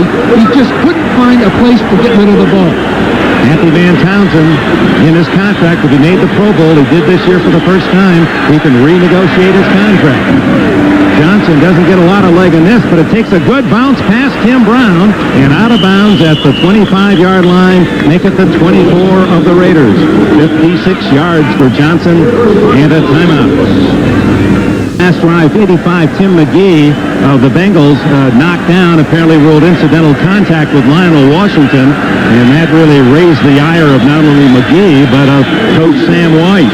Sam was just almost hysterical on the sideline over it, but it doesn't look like Washington purposely made contact. It looked just incidental, and McGee really was slowing down, and Sam just didn't see the complete play, and all he saw was this guy on the ground. After another long lead, Johnson punt at 56 yards. It's the Raiders at their 24. They had a substantial drive to start this half, and then the interception. Marcus Allen is bulldog down by Skip McClendon with help from Solomon Wilcox. And Bo Jackson, we understand from O.J. Simpson that Jackson's injury is not a knee or an ankle, but a hip injury. Probably won't return, but not considered serious. Not something that, say, would keep him from playing next week in Buffalo should the Raiders win. He doesn't look like there's a lot of pain. He just most likely wrenched it as it was pulled down. Way out to the bottom of your screen. Excellent pass receiver. Schrader throws underneath the Horton, the tight end, and it's a first down at the 37. James Francis, the outstanding rookie linebacker, number 50, former basketball and football player at Baylor, made the tackle. He was one of the many great linebackers taken in this year's draft. Number 7 was picked in the first round. He was the 4th taken after Keith McCants, Junior Seau, Chris Singleton at New England, and then the Bengals spent their 12th pick of the first round on this man, and are they happy? Led him in sacks, blocked the field goal, intercepted a pass for a touchdown. He's actually played better than any of those guys you mentioned. Led him in tackles as well. Schrader changing the play. And gives to Steve Smith a rare opportunity for the big fullback with a 41. He got the big catch, however, in the final game of the season, and it was the touchdown that beat the San Diego Chargers and gave the Raiders the home field in this game. What was that? 4 catches on the year and 3 touchdowns. As I mentioned earlier, Smith is really sort of the leader, quiet leader of this ball club. You just don't read about him, you don't hear about him, but every play he has a significant role as a blocker. He always has a critical block to make. Penn State star with D.J. Dozier in the championship year in '86.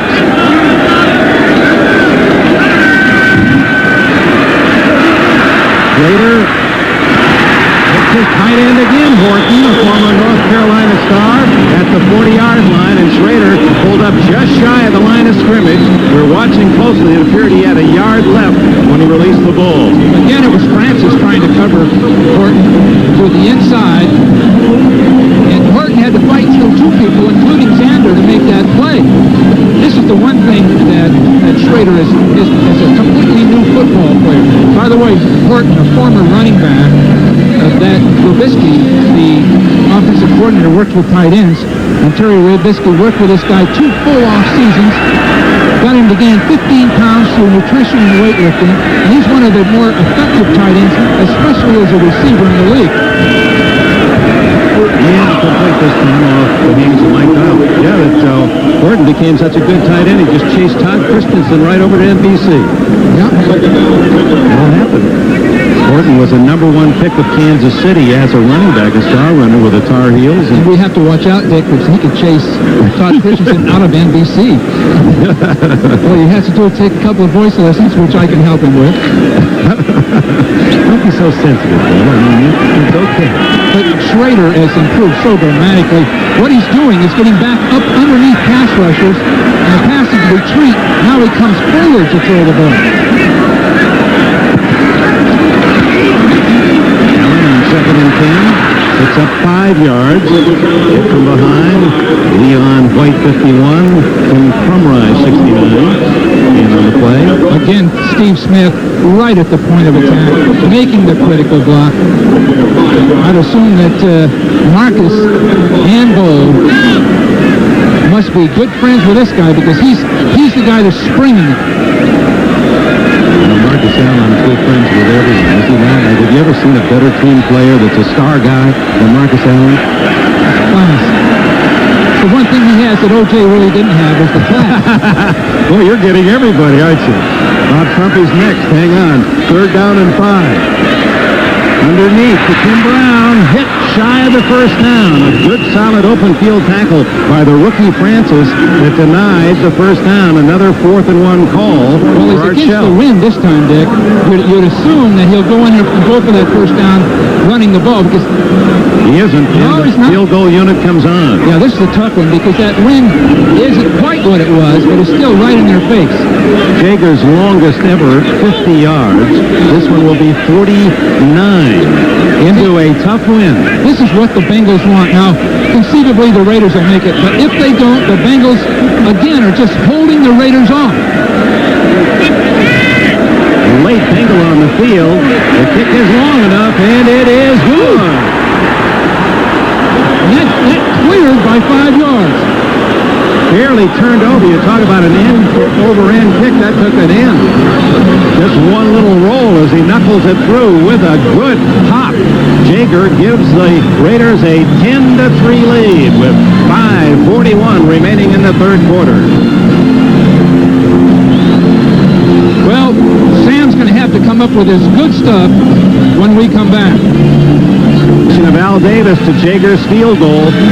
I'm sure he wondered about the call, and I'm sure Jim Otto on Al's left there was wondering, what am I going to say to Al if we miss this? Handling the kickoff is Jennings, and then he breaks up the middle, and the man who returned the kickoff against the 49ers in the Super Bowl for a touchdown is dropped at the 30-yard line by Ron Brown.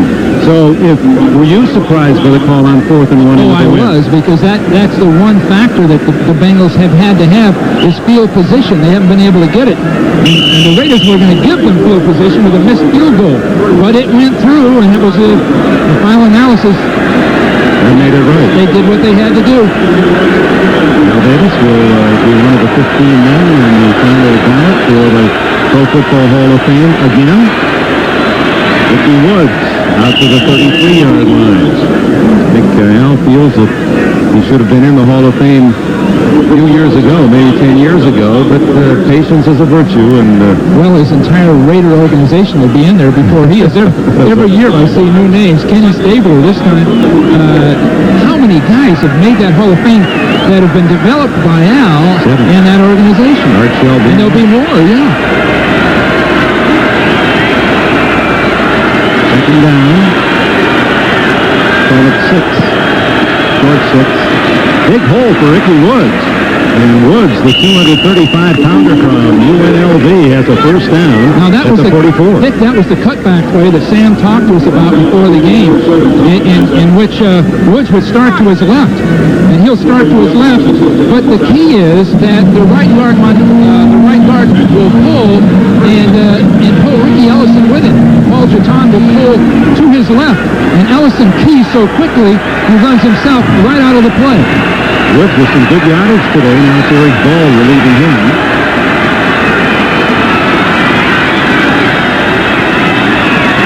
Candace in motion, and it's Eric Ball cutting back. They did it again. Gains about 4 to the 48-yard line before Mike Harden, 45, can come up from the secondary along with Tom Benson. They did it again. They got Ricky Ellison to move, and then they'll break back. They'll start to the left and then come back to the right. Now you'll see this, and you'll see this movement by Ellison, and that in itself gets the play started. You see Ricky move and then come right back in behind. Notice Benson that was moving, but they're getting those linebackers sliding and breaking behind it. Because the linebackers are keen on the movement of the guards. On those guards. It's a long 5. And it's Ball again. Into Raider territory at the 47.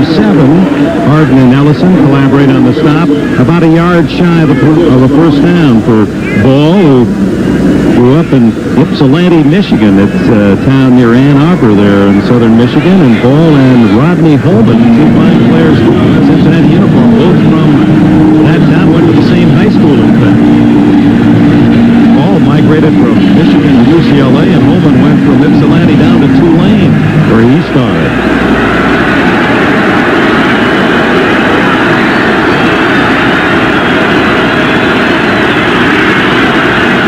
Boomer changing his call, or perhaps just making his call. And it's a first down as Icky Woods fouls near the 45-yard line. In fact, because of, as you look at Bruce Reimer's cast in a cheerleading role today, because of Montoya, they felt today, Sam Whites, that they had to use some fake calls that Montoya might have told his teammates about, hoping to deceive the Raider defense. Well, you know, coaches are all paranoid.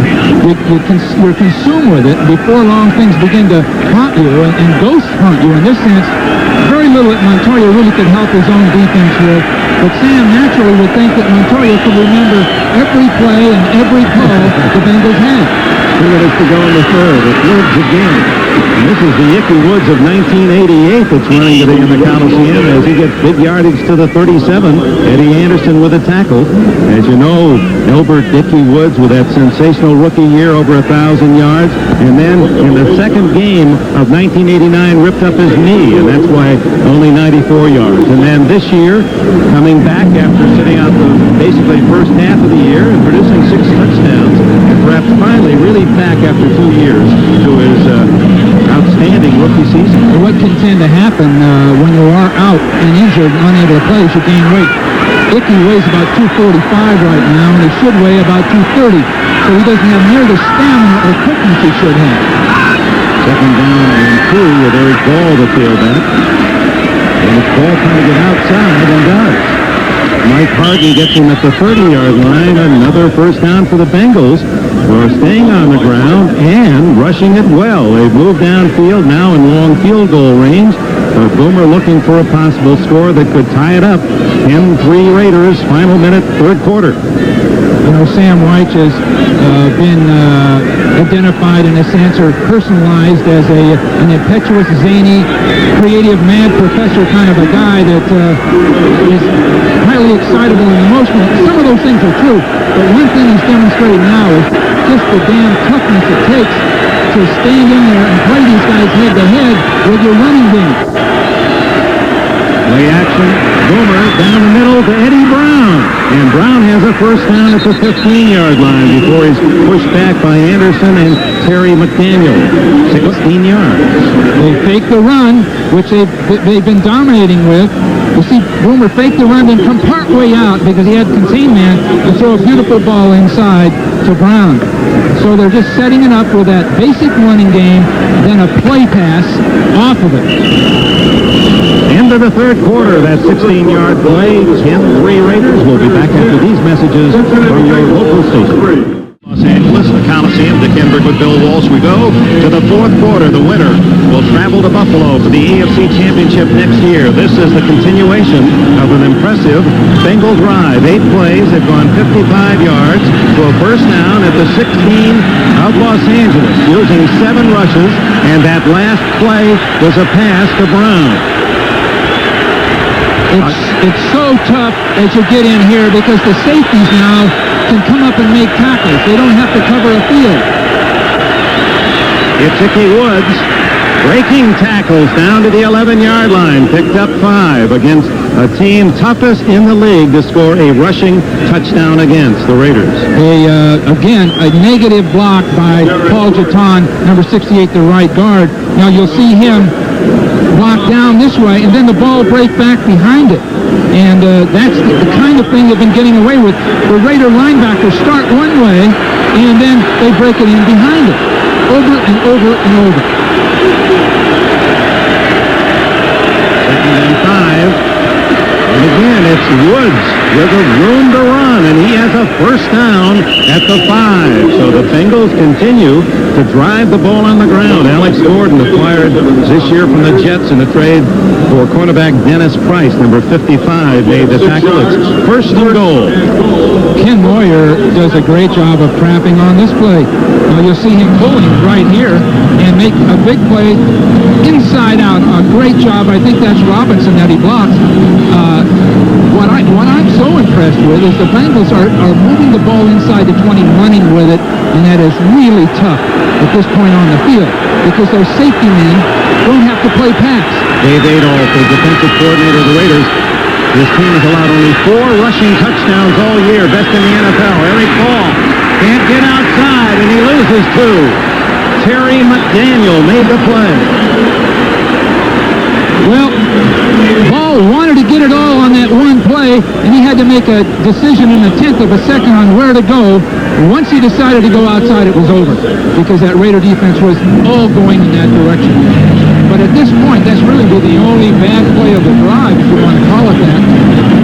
I know the Raiders have the Bengals have a play pass that Sam's worked on at this point in the field, so we can almost assume that this would be the down for the play pass. Second down. James Brooks and Eric Ball are in the backfield now. Who would throw the pass? Lee Boomer. Just gets off the play. Give to Brooks. Hit in the backfield for another loss. Tom Benson.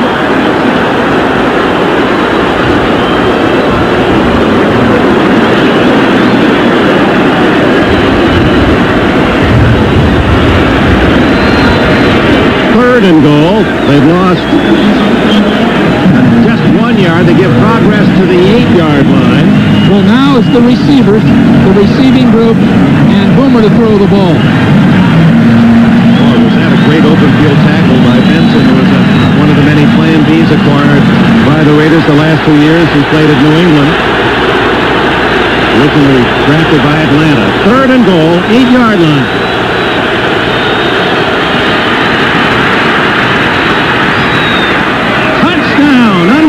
It goes to Stanford Jennings. His first call of the game. Jennings, who silently has been on the sidelines, comes in on third down and works his way open. It was Boomer's initial move to buy time, and Jennings with a score and a chance to tie it on this upcoming extra point. Boomer came outside. He used his quickness and agility to get outside of Townsend because he rarely goes to his right. Now he throws back inside, and I'm not sure who the ball was really thrown to there. I'd have to hope that it was Jennings, but behind him, I didn't get the number, was Eddie Brown, who was wide open, and you could see that developing, but Jennings got between Brown and the ball. And now an important extra point try by Breach. It's 10-9. Touchdown rule on the field. We are being reviewed by instant replay. What could that review be for? Maybe someone upstairs felt it was trapped? Well, let's take a look at it. It appeared to be an apparent catch from our angle, but this is what they're looking at. Oh, he's got it. Unless they've got an angle. Oh, yeah, he had it all the way. Unless there's an angle on the other side that would seem dropping it. It looked like he had it all the way. Sometimes you wonder about some of these replays. That looks like a catch all the way.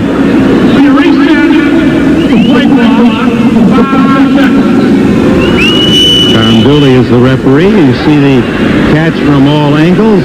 Fairly convincing evidence, it would appear. There have been surprises. And now Breach, under the watchful eye of White, gets it through. Let's go back to the move by Boomer Esiason to elude the rush of Townsend 93. Townsend is going to play for Boomer to go to his left, being left-handed. Howie Long looks like he jumped 2 feet in the air, but Boomer just timed it just long enough to move outside of Townsend. Beautifully done. It's tied at 10 with less than 12 minutes to go. The Bengals have tied it at 10, and there's the prototype pro tackle Anthony Munoz, 10 times a Pro Bowler, congratulating his young replacement, number 76, Kirk Strafford, the free agent from Montana. And now Lee Johnson nails it right out of the end zone on the kickoff, and the Raiders begin at the 20-yard line. Look at that blue sky. All the smog has been blown out by the wind. Temperature near 80 degrees and 90,000 plus tickets sold for this playoff. And the Raiders have found themselves now in a fourth quarter tie game with these tenacious Bengals. Marcus Allen gets around the corner and picks up 12. Bussey made the tackle. The same name. Steve Smith makes the big block on the outside that Marcus sprung off of. And Smith found a way to just control his man, then turn him at the last second. Marcus knows just where to go with that ball. His instincts in that area are so beautiful. Normally he cuts back. That time he sensed it and broke out where Bo usually runs. 81 yards for Marcus. 14 carries. Bo Jackson apparently through for the day with a hip injury on a long 34-yard run. On first down, Schrader over the middle. Fernandez can't quite pull it in. Now, Bo Jackson probably won't play today, and 4 weeks ago against Cincinnati on this field, he went 88 yards on a tremendous ad-lib reverse. Here it is. They had him pinned in as he tried to roll to his left. As you know, Jackson does most of his good running to the left. Couldn't get around the corner. Decided to go this way. And 88 yards later, only Rod Jones, number 25, would catch him. And that alone was a piece of news that Jones could catch a man many feels the fastest in football. And Jackson at the 1-yard line nipped him on the heels. Second and 10 now as Schrader drifts back. And hit with a blitz, and down he goes for the third time. Carl Zander came through cleanly on the blitz. Zander waited before he blitzed. He sat there for a second and let the pass protection develop before he started in.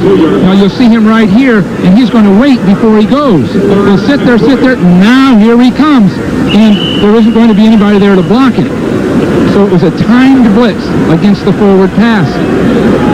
Zander from Tennessee still makes his home in Knoxville, where he sells real estate in the offseason.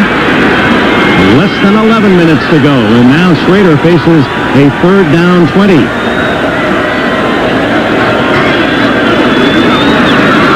Good protection. And a great catch by Tim Brown. First down at the 48-yard line.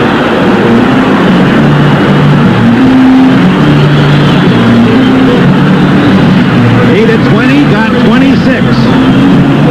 Beautiful throw by Schrader. Brown's going to come down and get on the outside of Thomas, then break back in with a lot of hand fighting, but look at the throw.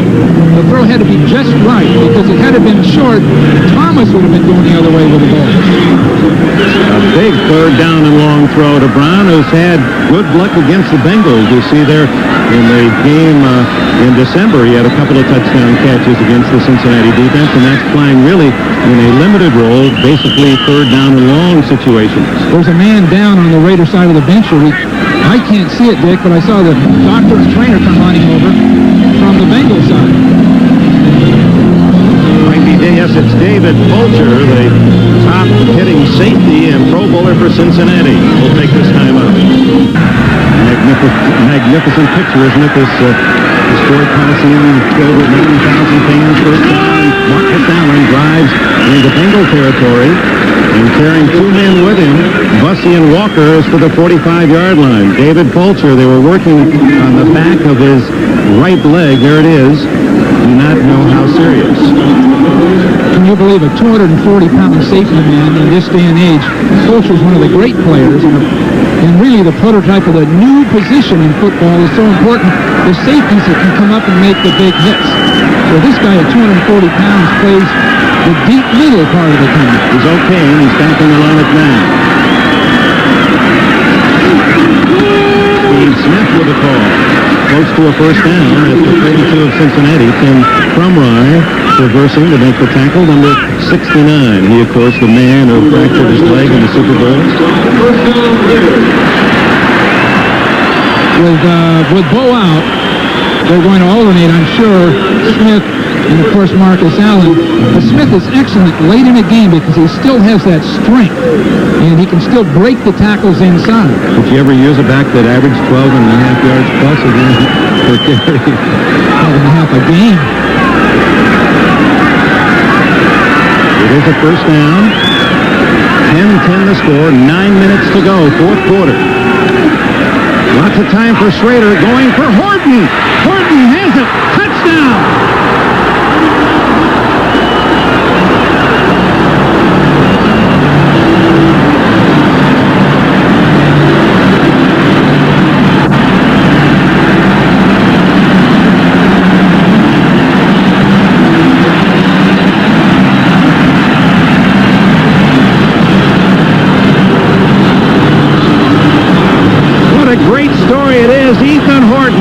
After a failure as a running back and a number one pick in Kansas City, but one of the many Raider projects, converted to tight end, much as Todd Christensen, a running back, was converted to tight end, and his big moment now has given the Raiders the lead on a 41-yard play. Here's Jagers, try for point, and it is 17-10 Los Angeles. A beautiful throw and a beautiful pass pattern. Horton's going to break into the flat and then circle up the field. And it's a beautiful throw right over the top and a great catch. Now that's the kind of thing that you rarely see done in the NFL, is a tight end getting deep down the sideline and the ball actually getting there accurately. Beautifully done, and Schrader's got to take a lot of pride in that one. Schrader to Horton, 41 yards and the lead. Well, the Raiders, through their years under Al Davis, always have enjoyed great tight ends, touchdown catching Raymond Chester and Dave Casper and Todd Christensen. Ethan Horton trying to follow in that legacy. Perhaps his biggest as a Raider, 41 yards with less than 9 minutes to go, and the Raiders lead 17-10. The kick to Stanford Jennings. And Jennings dances his way to the 32-yard line. Let's go back to the touchdown. A great rainbow throw by Schrader. Horton went in motion. He'll come to this side of the field and start up the field, and it'll end up with White trying to cover him, a linebacker. So you'll see him come across, and the coverage is dropped by the safety, Bussey, and White suddenly ends up with him going down the field, and it's a beautiful throw and catch. Just a beautiful job. And it's so rarely done that it's good to draw that play up, but you rarely can make it work. 4 catches for Horton and his 4th touchdown of the year. And now the Bengals, plenty of time, but the crowd into it now for the Raiders. Ickey Woods smothered after a yard. The Bengals are, of course, this is the test all season from the first day of training camp, all their mini camps, everything, right down to one final drive for the Bengals at this point. And Sam's going to have to throw the ball on this down. He can't take a chance on just a 3rd down pass completion to sustain this drive. He's got to throw now.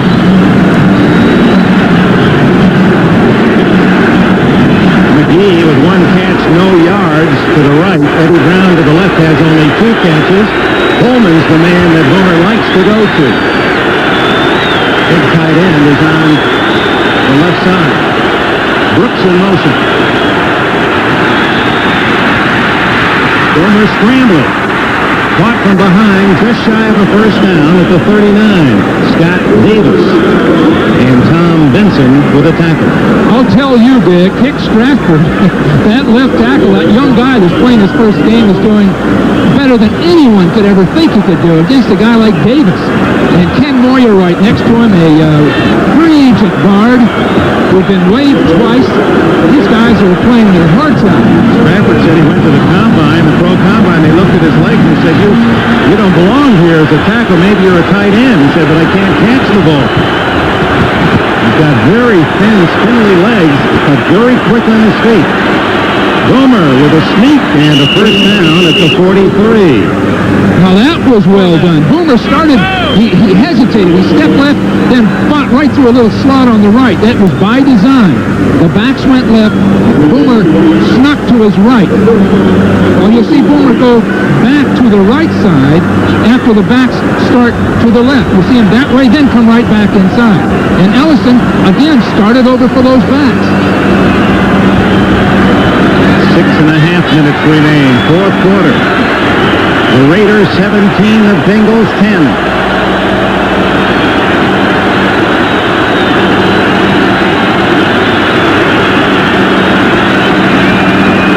Play action, Townsend gets Boomer.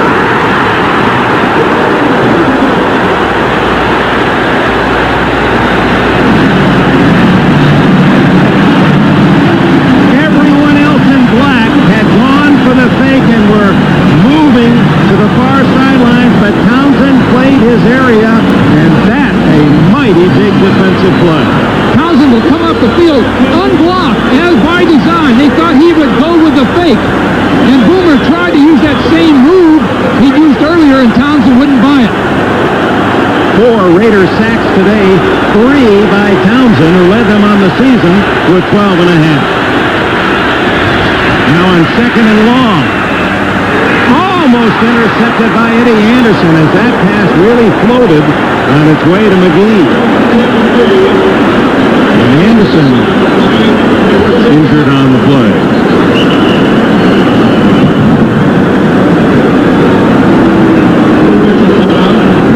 McGee was open, but the pass took forever to get there. Looks like that pass was tipped in the line of scrimmage somewhere. As they attend, Eddie Anderson will take this break. 5:48 left.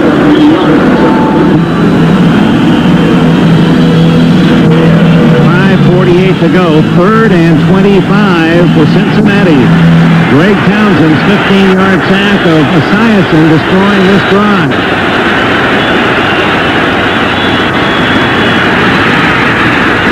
Jennings was open, but incomplete.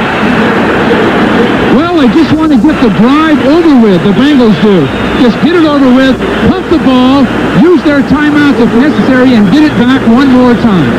So the Raiders, Art Shell's going to have his team blast him, as he calls it, and smash him, as he calls it, go right after him with a running game. The Bengals are going to have to try to get it back using timeouts and defenses where they're going to have to gamble to stop the run.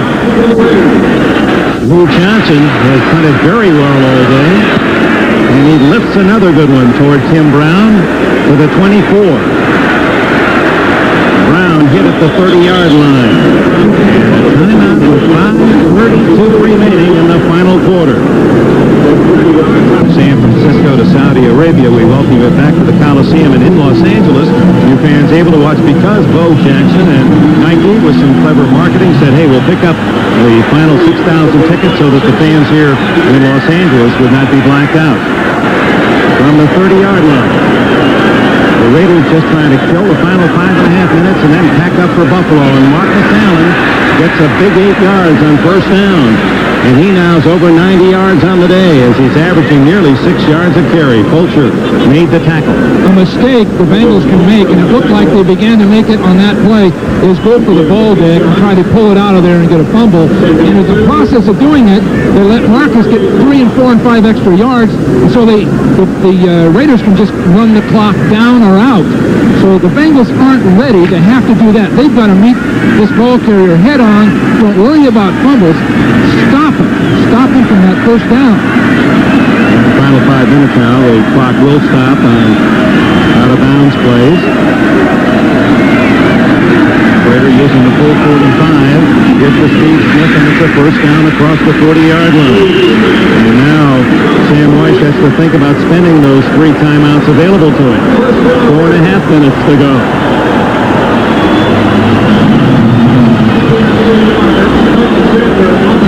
They're already in the huddle, well into the huddle, and on the play clock, 25 seconds still remain. So that 45-second rule, I know there's been some consideration in the final minutes of games to reload that at a shorter price because 45 seems a long time to kill.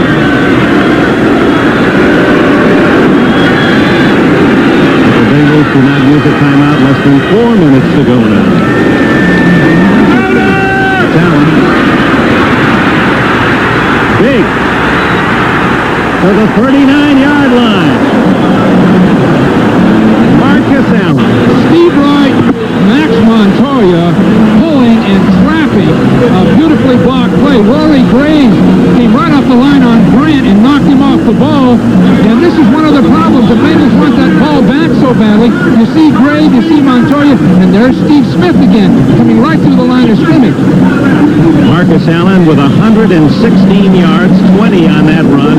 And it was Marcus Allen that was the star the last time the Raiders won a playoff game.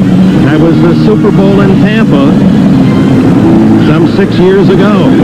And Allen at the time gained 191 yards in that Super Bowl win against the Redskins and came out at the end of the game. And he said, at the time, didn't think anything about it. He said, let Greg Pruitt go in. He's never been in a Super Bowl. Let him carry the ball. The veteran runner they had acquired from the Cleveland Browns. He said, I thought I'd be back next year. We had such a good team. He said about it. No, that long I wouldn't have been so unselfish. But Tampa Bay is the site again for the Super Bowl and is a deja vu. Cousins, the 80 gold medalists and more. It's an elegant hour of the greatest figure skaters at 8 o'clock next Friday night on NBC. First down. And Allen wrapped up by Tim Crumrye. Crumrye's memories of Super Bowl not so pleasant, as we documented earlier. And there the clock stopped by Sam Weiss. So Weiss spends his first time out. 3:37 left. The Raiders with the ball and a big 7-point lead. End of a beautiful Sunday afternoon weather-wise in Los Angeles, and the Raiders running against one of the poor rush defenses in the league. Apparently a key to their lead at 17-10 and to their running out the clock here at the end of the game. Bo Jackson carried 6 times for 77 yards before injured. You see the pad, F-14. He loves jet airplanes, fighter airplanes. He said that that's the one he wished beyond athletics that he would like most of all to be able to fly a jet fighter. He knows the red stuff. Raider Smith breaks the tackle by Fulcher and gains 3 more down to the 33. Clock is running, and at this point, no timeout by Weiss, and now it is stopped at the 3:24 mark. That would be the second Bengal timeout. You keep saying this is the play of the game, but this is the play of the game. If the Raiders can get a first down here, then they're going to be able to run the clock down to 0 or kick a field goal. Well, you saw the correct information there. That is Bengals' last timeout. Underdogs for good reason on the road where home teams seem to prevail so successfully in the playoffs. His team injured key players, Brooks, Reimers, Munoz, outstanding players. Then the flu hits his team. He's kept them close at 17-10, but now out of timeouts in a 3rd and 4, still long field goal range. So it's a big play for the defense with 3:24 left. You've got to figure Marcus is going to carry the ball. There it is. He does, and he's got a first down and more. Marcus Allen all the way to the 15. What a run.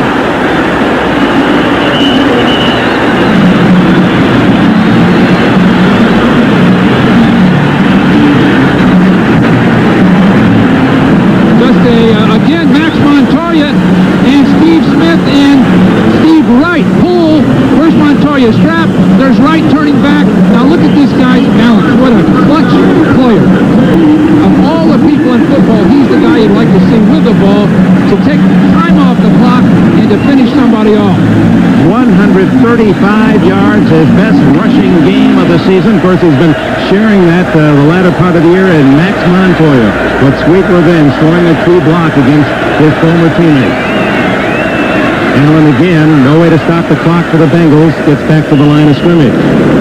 Montoya coming to Los Angeles, surprisingly to Cincinnati. He has a restaurant in the Cincinnati area. His 2 children go to school there. He loves Cincinnati, still lives there, will go back to Cincinnati. The Bengals didn't figure he'd go plan B, but the dollars were too big, and the Raiders put up a 6-figure increase in his salary. He said, I had to come here. It's amazing. He's from Los Angeles, a very attractive place to live, but he wants to live forever and bring his family up in Cincinnati. Since the schools are great, the atmosphere is great, and you hate to see him leave his parent team.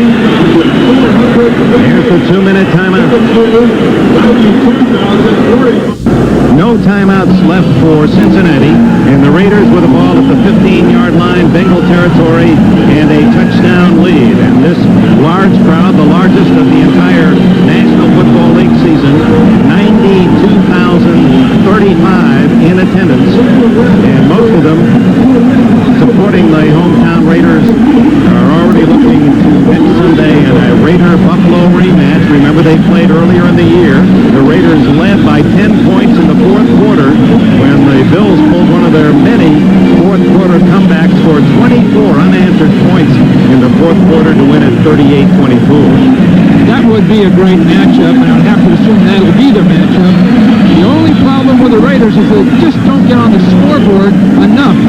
They execute well. The design of what they do is good. Their players play beautifully, but they just don't get on a scoreboard, and that would worry me with them going in against the Bills, because the Bills are really scoring. Meanwhile, the Bengals' very slim hopes come down to 2 minutes, 2nd down and 10, and if Prater does no more than just protect the ball, he can almost consume the necessary time with that 45-second rule. Now's the time to go for the ball. That's all. The only hope there is. Somehow wrench the ball away. Steve Smith. And the big guy from Penn State just embracing, hovering around that football, brought down by Fulcher. And the clock ticks away. Well, Sam Weiss brought this team in with their foot to the floor. And they had the throttle all the way down, and they had an excellent game plan. They played their hearts out. They've had a fine year, and to come in here with all those disadvantages and problems that have cropped up, this guy has done a masterful job with his team, as has Boomer and the entire team.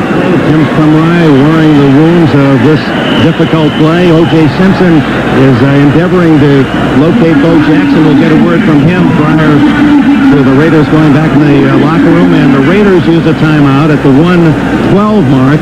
The play clock is at 25 seconds. It's an interesting timeout. I guess the Trader just wants to be certain no mistake is made on this play call, that he's going to get it firsthand from Art Shell, the youngest head coach in the National Football League, and his young coordinator you see on the left, Terry Robisky.